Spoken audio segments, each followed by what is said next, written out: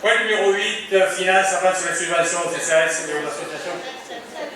Ah, j'avance plus, je peux regarder la musique.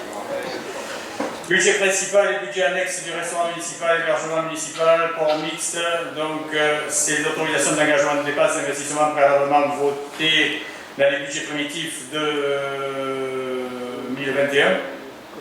2020. 2021. Donc, c'est pour ouvrir les crédits d'investissement à hauteur de 25% des derniers budgets votés. Vous avez sous les yeux, pour le budget principal, 1 490 613, pour le budget restaurant municipal, 9 742, pour le budget annexe hébergement municipal, 28 925, le budget Moroblanc, 122 828, et le budget du port de Metz, 462 008. Y a-t-il des questions là-dessus? Pas de questions? Qui est pour adopter?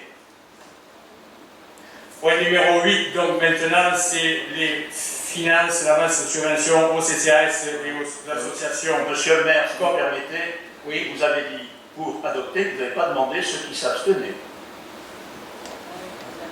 Abstenez-vous donc, monsieur Legren. Qui est pour? Alors, donc, je recommence. Je vais plus vite. Qui s'abstient? 1, 2, 3, 4, M. Gren, il en a 5, donc 5. Oui. Et qui est contre? Personne. Allez.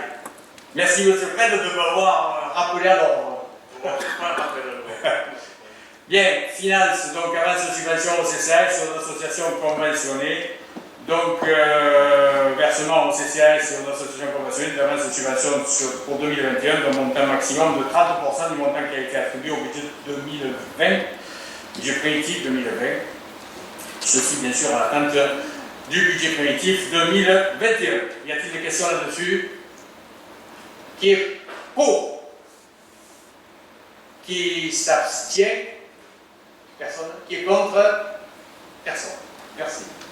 Point numéro 9, finance, budget principal 2020, et je laisse la parole donc là maintenant à Mme Balladur.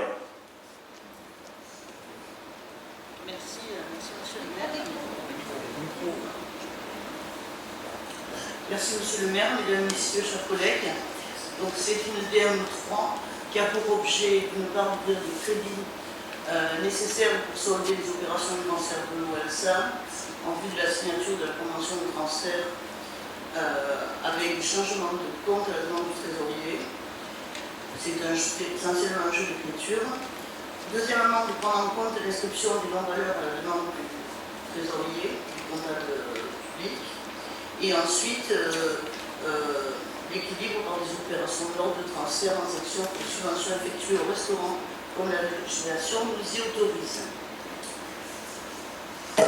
Alors, pour plus de détails, donc, vous verrez qu'en fonctionnement, au niveau des dépenses, nous avons une atténuation de produits au chapitre 14 qui correspond au reversement des redevances pollution et au reversement des redevances de modernisation du réseau de collecte d'eau pour 175 288,60 € d'une part et 679 899,12 € d'autre part. Nous avons également des opérations d'ordre de transfert entre sections du chapitre 42. S'il s'agit d'une augmentation de la dotation d'amortissement pour des charges de fonctionnement du compte 6812 de 6 200 € qui correspondent au cinquième du montant amortissable de la dotation exceptionnelle qui est faite au restaurant de 31 000 € qui est inscrite sur cette DM au compte 67 441. Autre charge de gestion courante du chapitre 65, avec une augmentation du compte 6542 sur les créances éteintes, donc c'est une non-valeur, de 7 500 €. Le trésorier payeur nous demande d'admettre 16 € en non-valeur. Je vous rappelle que ce compte a déjà été abondé au budget principal de 8 500 €. Pour les charges exceptionnelles du chapitre 67, nous avons une augmentation du compte 67 441, qui est une subvention exceptionnelle à un budget annexe de 31 000 €. C'est pour le restaurant c'est une prévision qui sera ajustée en fin d'exercice. Nous avons une baisse du compte 678, charges exceptionnelles, de 761 222,78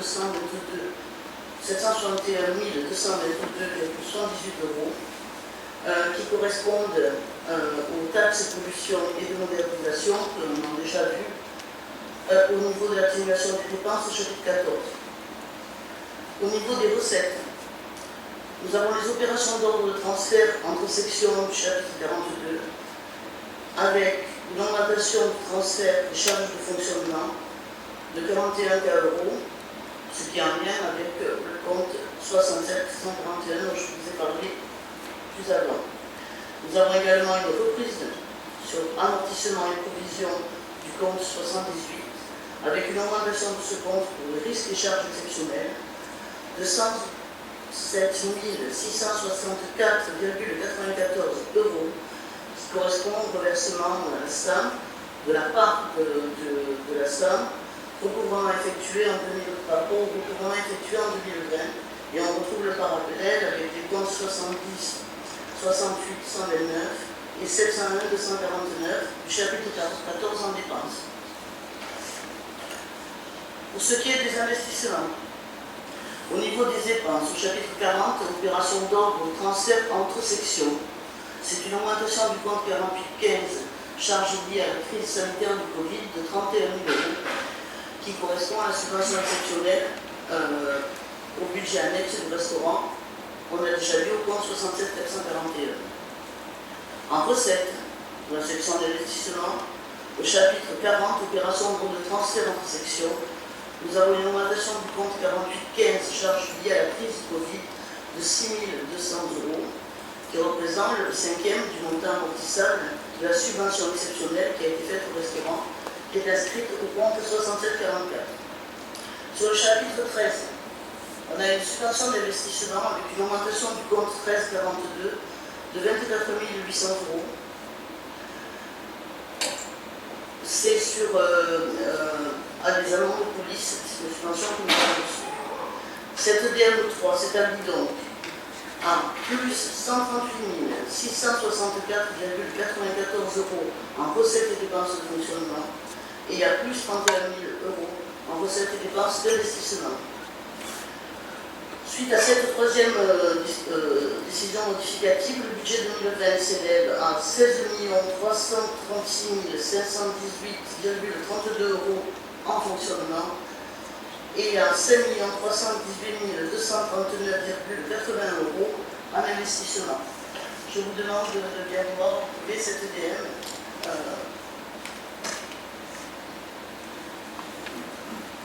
Bien, question. Monsieur Daniel.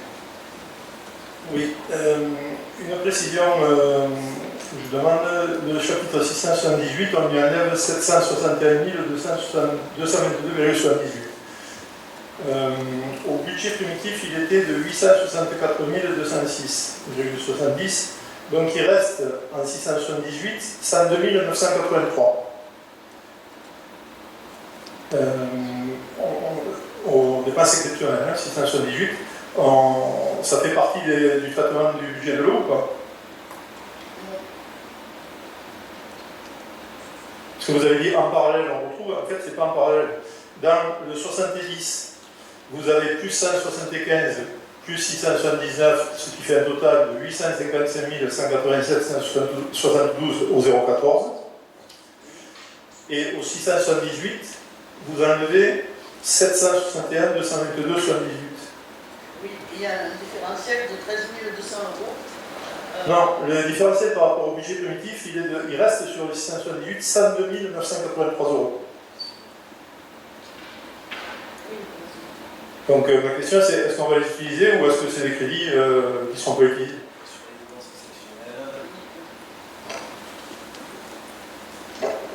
Là, je ne peux pas avoir le compte du tac sur ce qui reste ou ce qu'il y a dans les comptes en dépenses exceptionnelles. Mais si on les laisse, c'est qu'il n'y a pas que ça en fait en dépenses exceptionnelles. Il y a d'autres choses sur le compte 67. Oui. Alors, je regarde. Non, mais ma question c'est, est-ce que c'est relatif, ce qui reste au budget de l'eau ou pas? Je pense pas. Non. Transfert Non, là, cette DM sont complètement D'accord. Donc, on ouvre les crédits avant de pouvoir mentionner avec eux.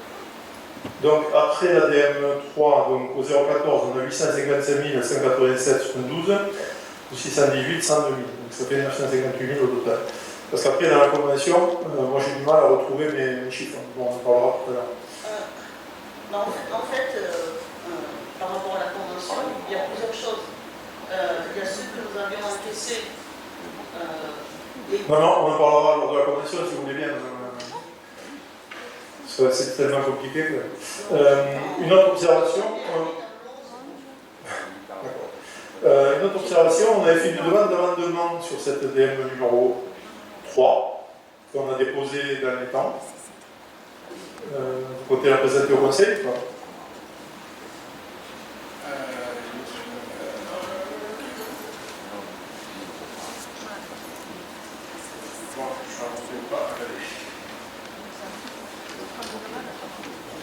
Oui, vous avez fait une demande d'amendement que je ne présenterai pas, bien sûr, en conseil ce soir, puisque pour inscrire une recette, il faut avoir une assurance de cette recette. Oui. On n'a pas d'assurance de cette recette, c'est simplement un gros dire, monsieur Daligo, vous n'êtes pas juge, vous n'êtes rien du tout pour le moment, vous êtes conseiller municipal.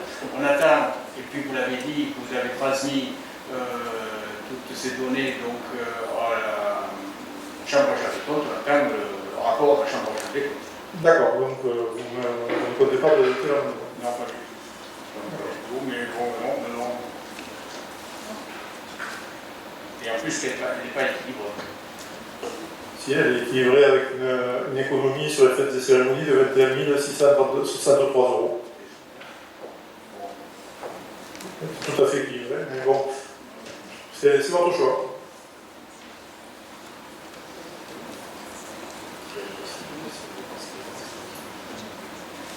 C'est bon pour l'ADM? Vous auriez peut-être pu lire l'amendement pour savoir de quoi il a parlé exactement, parce que je pense que la population doit peut-être savoir ce qu'on a déposé comme amendement, même si vous ne retenez pas l'amendement. Mais l'amendement, il a été plus ou moins dit, c'était inscrit aux 21 000 €, 21 630 € qui étaient dus aux frais. Vous pouvez le lire si ça vous dérange. Ah. Merci. Non, mais c'est pas l'ordre du jour, je ne vais pas le présenter, non. Non, je ne vais pas le dire. Pourquoi je le dirais?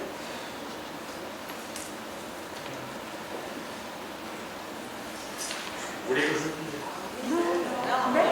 C'est un amendement de 21 663 €, qui n'est pas équilibré pour le.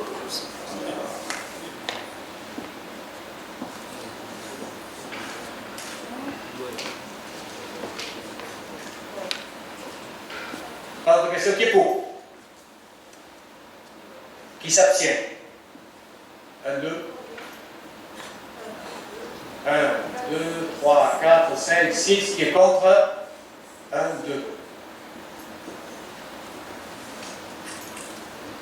Point numéro 9, je pense. Alors, je vais vous proposer, s'il vous plaît, comme il est déjà 7h26, 19h26. Si on termine après 20h, le public risque de partir. Si vous en êtes d'accord de présenter la convention de l'eau à la suite de l'ADM qui parlait de cette convention, de ces transferts, au lieu d'attendre la fin du conseil municipal. Est-ce que vous en êtes d'accord? Qui est contre?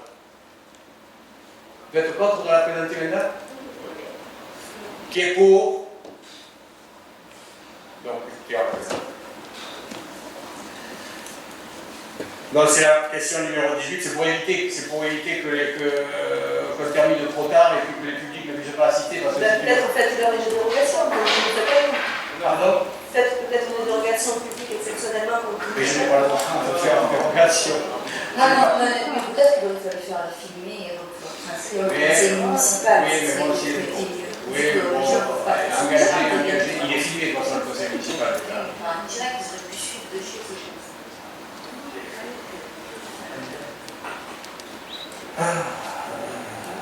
Bien. Donc, la question, c'était, je vous propose de passer à la question 18, donc l'intercommunalité dans l'approbation de la convention financière relative au transfert de la compétence de l'eau. Donc, le solde des comptes administratif du budget annexe de l'eau ne constitue pas un bien qui serait nécessaire à l'exercice de ce service public, ni un ensemble de droits et d'obligations qui lui seraient rattachés. Le transfert des résultats budgétaires des budgets annexes eau ne constitue donc pas une obligation, mais une simple possibilité. La déclaration présentée prévoit le résultat de clôture du budget annexe de l'eau soit consacré donc par la commune. Les éléments actifs de l'actif et du passif ont déjà fait l'objet d'une reprise à la comptabilité de la commune, tout comme le résultat de l'exercice du budget de l'eau. Donc le compte 1068 a fait déjà l'objet d'une reprise dans les comptes de gestion provisoire de la commune, et ce passif, qui a déjà servi à financer le réseau d'eau actuel, est conservé dans les comptes donc, de la commune. Les éléments actifs feront bien sûr l'objet d'une mise à disposition dans une délibération prochaine. Donc, considérant que la compétence de l'eau relève du service public à caractère industriel et commercial qui fait l'objet d'un budget annexe M49 pour la ville de Metz, considérant que dans le cadre du transfert des compétences eau potable, il est admis que le solde du compte administratif du budget annexe d'un service public industriel et commercial ne constitue pas un bien qui serait nécessaire à l'exercice de ce droit, et que dès lors, il n'a pas à être transféré obligatoirement avec la compétence. Considérant que la ville de Metz a supporté jusqu'au 31 décembre 2019 des niveaux de dépenses importants afin de mailler son territoire de réseau de distribution d'eau potable de bonne qualité, que les investissements réalisés sur les années antérieures ont permis de transférer à cette agropole méditerranée des ouvrages d'eau potable en très bon état, et que le schéma de distribution d'eau potable fait apparaître un taux de perte en eau faible, je vous propose d'approuver donc cette délibération. Auparavant, je vais quand même vous donner quelques précisions concernant l'impact financier de ce transfert au 15-12-2020. Donc, cette somme se décompose en résultat d'exercice. Donc, le résultat de section d'exploitation est d'un montant de 158 236,53 €. Le résultat en section d'investissement est de 90 502,24 €. La subvention 2019 reversée par la SAM est de plus 84 000 €. Et les encaissements de la part de l'eau reversée par la SAM est de 105 553 €. Les reversements des redevances encaissées avant clôture pour le compte de l'EPCI et non restitués fin 2019, donc ils seront aversés à l'aglo. C'est la redevance de pollution et de modernisation des réseaux qui est de 238 288,18 € et la redevance assainissement qui est de 509 234,60 €.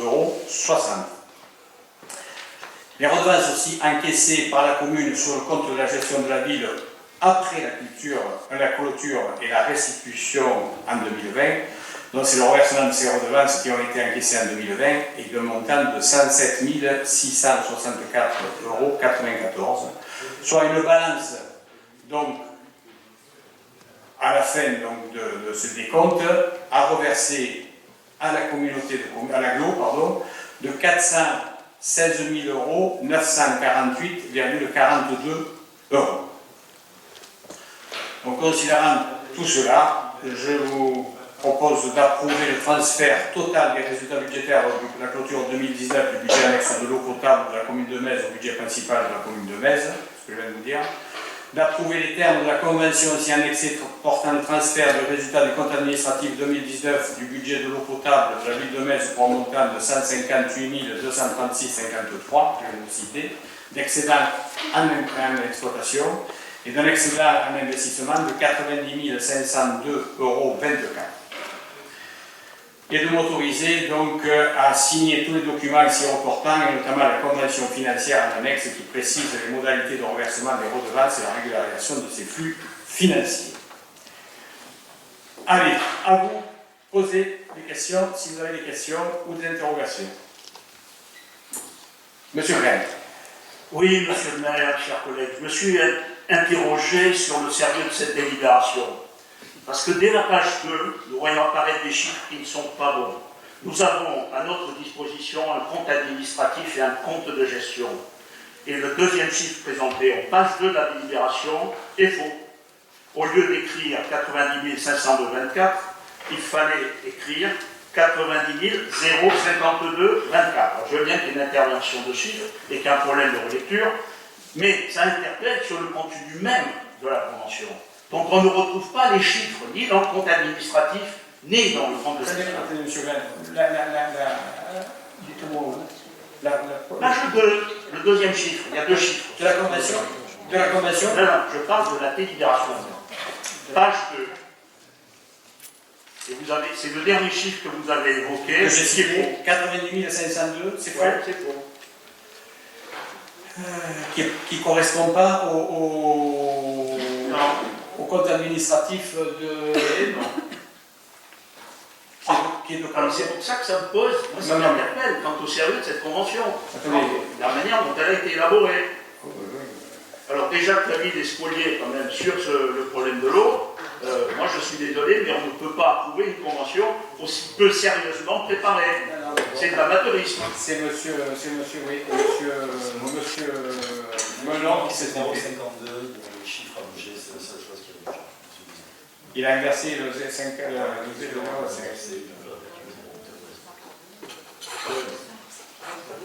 Enfin, les chiffres qui sont dans la convention, je suis désolé, mais ils ne sont pas bons plus et ne reflètent pas du tout la réalité ni du compte administratif, ni du compte de gestion. Non, mais monsieur Rennes, l'ADM que nous voulons de voter, les chiffres sont bons, c'est 90 052. C'est ça. Et la délibération, bon, votre remarque est bonne, monsieur Rennes, mais la délibération, vous l'avez vu, c'est un projet de délibération, donc on la corrige. On la corrige. Oui, mais vous nous demandez, dans cette délibération, d'approuver les termes de la convention. Eh bien, on l'approuve avec la correction. On la corrige. Hein, mais attendez, il y a la page 2, c'est une chose, et il y a les chiffres à l'intérieur même du projet de convention. Et ceux-là, ils sont fantaisistes. Je tiens à le préciser. Et c'est pas normal dans une commune aussi importante que même. Dans la convention, vous dites que les chiffres sont mauvais. Ils sont tous fantaisistes. Si vous cherchez la référence des articles du budget auxquels ils correspondent, des Moi, je crois vous n'allez pas vous retrouver. La convention, vous me dites qu'elle est fantaisiste, vous savez, c'est le trésorier qui l'a écrite avec la DGFIP de Montpellier. Moi, je veux bien. Hein. Écoutez, c'est possible qu'elle soit fausse, hein, mais ne la votez pas. Hein, mais bon,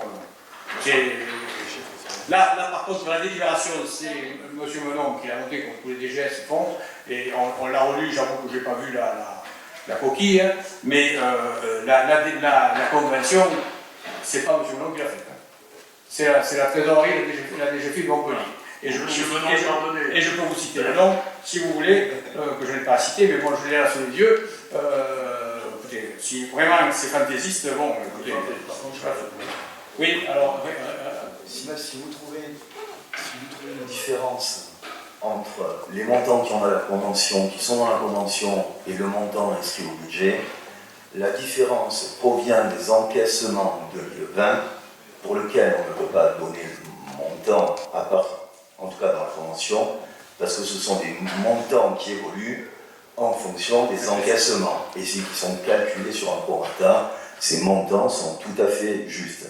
Quant au montant du résultat, il est donné à titre indicatif, celui dont vous venez de citer où il y a une erreur, oui effectivement il y a un 5 qui a bougé avant le 0, mais ils ont été déjà repris dans le budget principal et c'est le montant qu'on n'abandonne pas. C'est purement à titre indicatif, mais il faut le corriger, vous avez tout à fait raison. Les fantaisies, elles portent sur l'article 2 et l'article 3. Je ne parle pas du 5 et du 6, qui sont conformes. Le 5 en particulier, puisque c'est au prorata des règlements faits par... C'est ce que je viens de vous dire, M. Melon. Hein, c'était 505, et là, ça augmente au vu des encaissements qu'on peut pas savoir l'avance. Voilà. Et ça, ce n'est pas dans le compte administratif et dans le compte de gestion. Non, c'est pas ça que je n'en sais. C'est l'article 2 et l'article 3. Fantaisie. Non. À l'article 2 et l'article 3. Les 238 288 18 et les 509 230. Ben oui. Vous sortez le compte de gestion, vous allez voir, c'est pas les mêmes chiffres.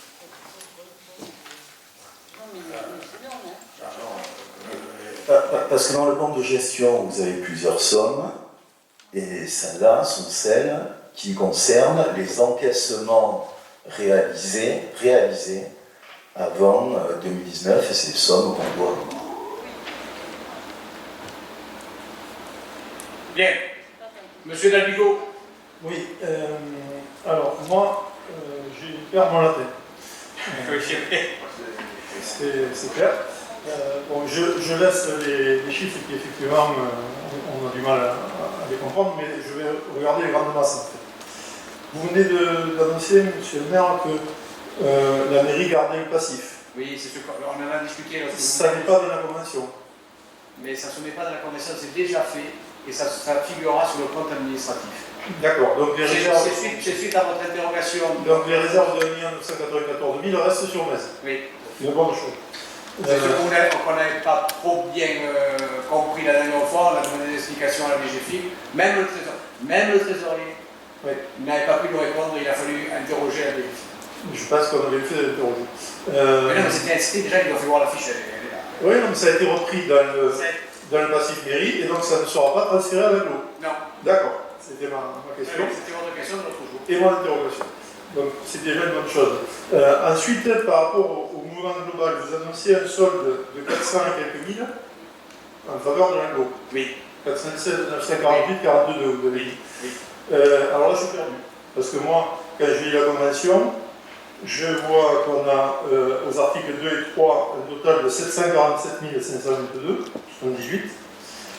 On a ensuite les articles 4 qui ne sont pas chiffrés, mais où je vois quand même qu'on a provisionné dans le budget.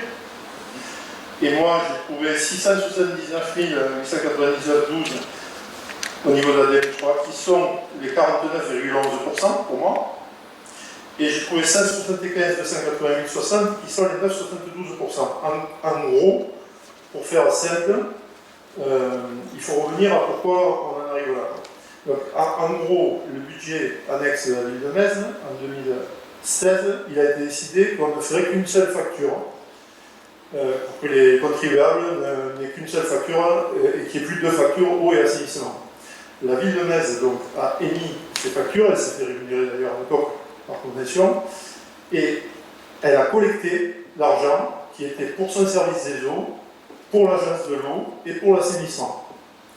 Donc moi, quand je ne comprends pas, je prends ma facture, ce que j'ai fait. J'ai 3 blocs sur ma facture. Le premier bloc est marqué organisme public. Donc je vous donne les montants, hein, 32,39 €. Le second bloc, distribution de l'eau, 84,24 €. Et le troisième bloc, 127,39 € pour l'assainissement. C'est-à-dire que la ville de Metz a été chercher 244,02 €, mais pour elle, il n'y en avait que 77 à garder.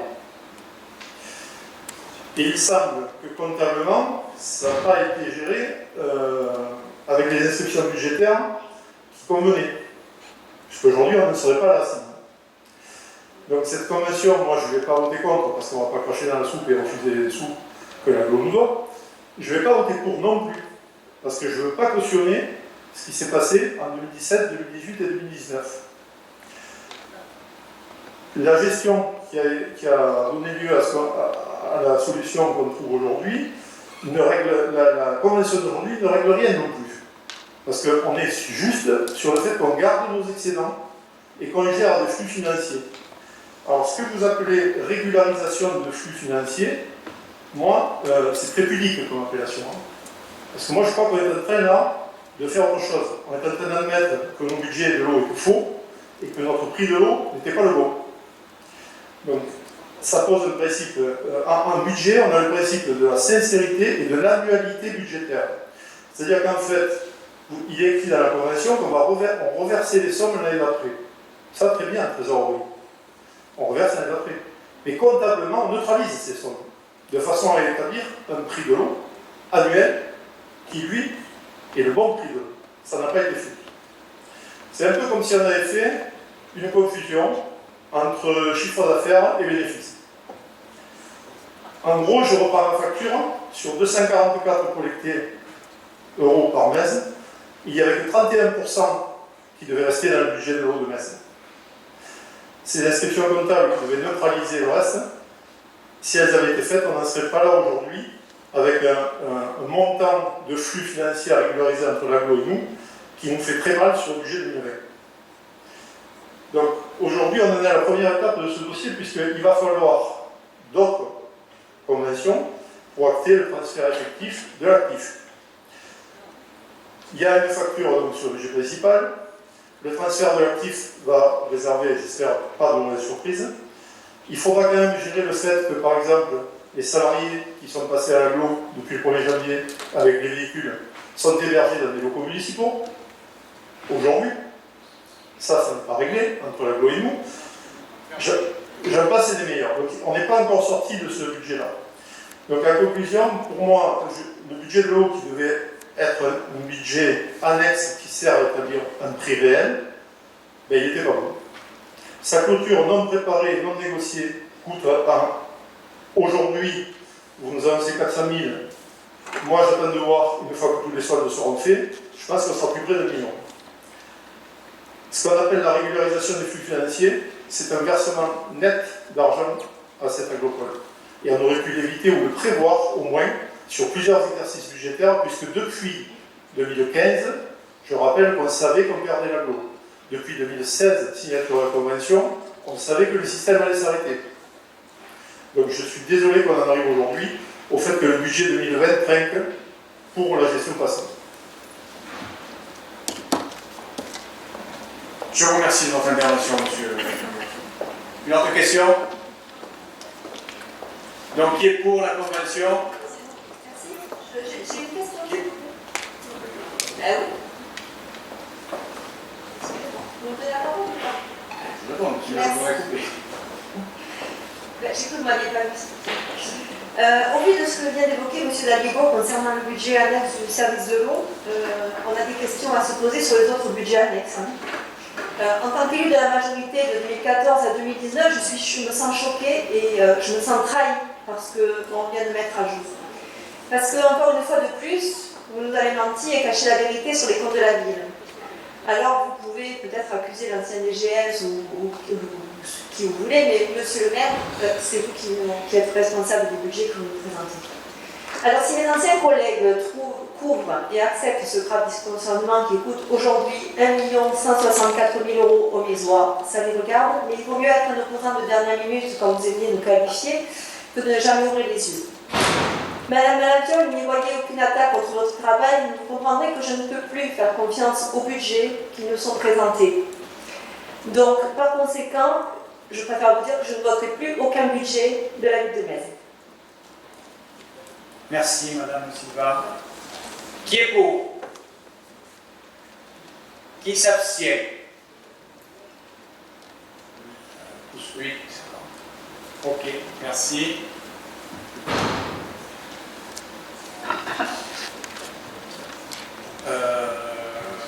Donc là, on a passé. Voilà. Donc maintenant, on reprend la question numéro 10, qui passe 11, mais bon, c'est les finances, les créances irrécouvrables du budget principal. Je vous propose donc de demander la mission en créance éteinte pour un montant de 16 050,66 € sur le budget principal. Y a-t-il des questions? Pas de questions? Qui est pour? Qui s'abstient? 1, 2, 3, 4. 1, 2, 3, 4. Qui est contre? 1, 2, 3, 4. Voilà. Le point numéro 11 ou 12, finance, budget annexe du restaurant municipal 2020. Et là, donc, je pense que c'est M. Rodriguez. Oui.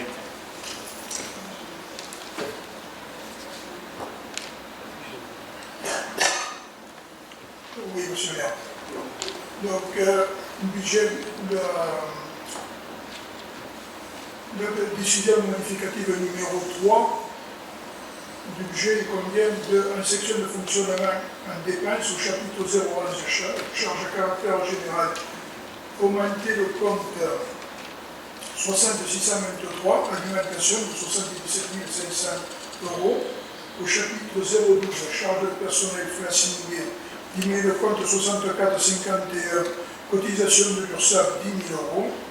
En recette, au chapitre 70, produits et services, domaine et ventes diverses, augmenter le compte 7 067, redevance et droits des services périscolaires et enseignement de 23 000 €. Augmenter le compte 77 188, autres prestations de services 13 500 euros.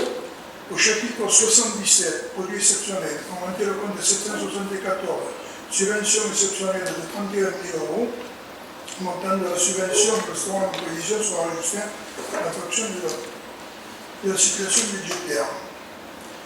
Le projet de DEM numéro 3 de l'État est joint à l'annexe s'établit à plus 67 500 en dépenses et recettes de fonctionnement. Compte tenu de tous ces éléments, le budget 2020, budget primitif et décision mobilité objective, s'élève en dépenses et recettes à 1 350 623,64 en section de fonctionnement et 89 937,89 en section d'investissement. Je propose à l'Assemblée d'approuver la décision modificative numéro 3 du budget annexe du restaurant municipal. Des questions? Y a-t-il des questions? Pas de questions. Qui est pour? Adoptable? Non, mais je vais me rappeler un nombre. Qui s'abstient? 8. Et qui est contre? Personne. Ok. Le point numéro 12, c'est les finances.